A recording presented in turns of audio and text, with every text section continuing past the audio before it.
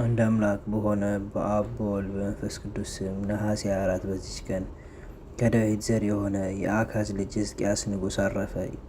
ከጻድቁ ንጉሥ ከዳዊት በኋላ እንደ ሕዝቅያስ ያለ በእስራኤል ውስጥ አልተሾመም። ከዚህ ጻድቅ ንጉሥ በቀር ሁሉም ጣዖትን አምልከዋልና መሰዊያም ሰርተዋልና። እርሱ ግን በነገሰ ጊዜ ጣዖታትን ሰበረ፣ መሰዊያቸውንም አፈረሰ፣ ከነሐስ የተሰራውንም እባብ ቆራረጠ። የእስራኤል ልጆች አምልከውት ነበርና እግዚአብሔርም ዘመነ መንግስቱን እጅግ አሳመረለት፣ በጎ ነገርን ሁሉ ሰጠው።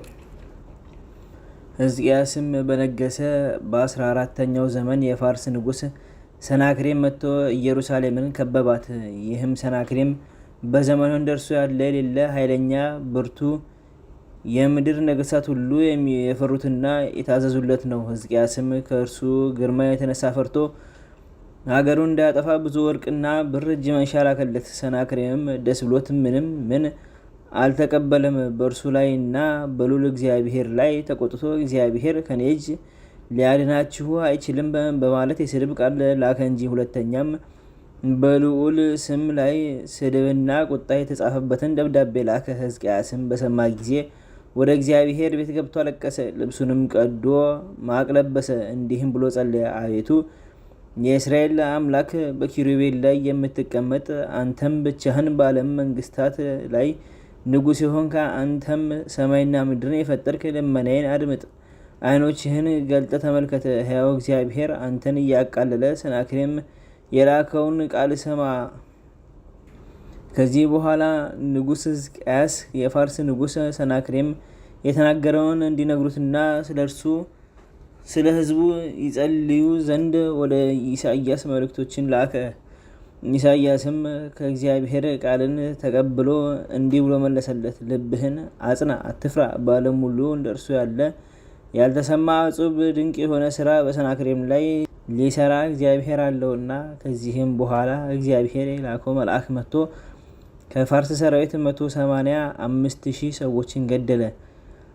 የለኪሶም ሰዎች ሲነጋ በተነሱ ጊዜ የሞቱትን ሰዎች ሬሳ ሁሉ አገኙ። የተረፉትም ከንጉሳቸው ጋር ሸሽተው ነነዌ አገር ገቡ። ሰናክሬምም ሊጸልይ ወደ ጣዖቱ ቤት በገባ ጊዜ ልጆቹ አድራሜሌክና ሶርሶር በሰይፍ መትተውት ገደሉት።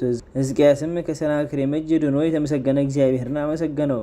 በዚያም ወራት ሕዝቅያስ ታመመ፣ ለሞትም ደረሰ። የአሞጽ ልጅ ኢሳይያስም ወደ እርሱ መጥቶ እግዚአብሔር እንዲህ አለ፣ ትሞታለህ እንጂ አትድንምና ቤትህን ስራ አለው። ሕዝቅያስም ፊቱን ወደ ግድግዳው መልሶ ወደ እግዚአብሔር ለመነ። እያመሰገነውም እንዲህ አለ፣ አቤቱ በቀና ልቡና በእውነትም ስራ በፊትህ ጸንቼ እንደኖርኩ ፈቃድህንም እንደፈጸምኩ አስብ ብሎ ሕዝቅያስ ፈጽሞ ጽኑ ልቅሶን አለቀሰ። ኢሳይያስም ወደ መካከለኛው አጸድ ደረሰ። እግዚአብሔርም እንዲህ ብሎ ተናገረው፣ ሂደህ ለወገኖች ንጉሥ ለሕዝቅያስ የአባትህ የዳዊት ፈጣሪ እግዚአብሔር እንዲህ አለ በለው። ጸሎትን ሰማው፣ እንባንም አየው። እነሆ እኔ አድንሃለሁ። እስከ 3 ቀንም ወደ እግዚአብሔር ቤት ትወጣለህ። በዘመኖች ላይም 15 ዓመት ጨምሬያለሁ። ከፋርስ ንጉሥ እጅም አድንሃለሁ። ይህችንም አገር ስለ እኔና ስለ ባለሟሌ ዳዊት አጽንቼ እጠብቃታለሁ። ሕዝቅያስም ኢሳይያስን እንዲህ አለው፣ እግዚአብሔር እንደሚያድነኝና እስከ 3 ቀንም ወደ እግዚአብሔር ቤት ለመምጣቴ ምልክቱ ምንድን ነው? ኢሳይያስም እንዲህ አለው፣ የተናገረውን ቃል ያደርግ ዘንድ ከእግዚአብሔር የተገኘ ምልክቱ ይህ ነው። እነሆ ጥላው ወደ 10ኛ እርከን ይወርዳል።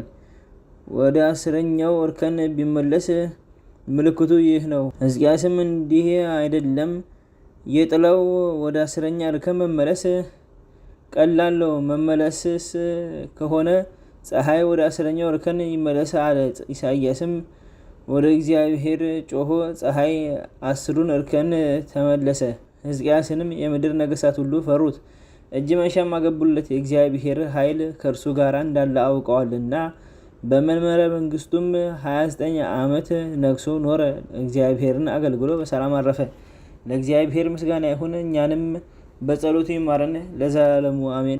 በዚችም ቀን የከበሩ የዳዊትና ወንድሞቹ ከግብጽ ደቡብ ስንካር አገር ፊልጶስም በሰማዕትነት ሞቱ። በረከታቸው ከኛ ጋር ትኑር ለዘላለሙ አሜን።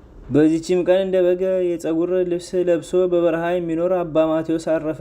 እርሱም መርምህናምን ያሳመነው ሳራንም ከለምጻ ነጻት ነው። በረከቱ ከኛ ጋር ትኑር ለዘላለሙ አሜን። አንድ አምላክ በሆነ በአብ በወልድ በመንፈስ ቅዱስ ስም ነሐሴ 5 በዚች ቀን ሌላው አብርሃም አረፈ።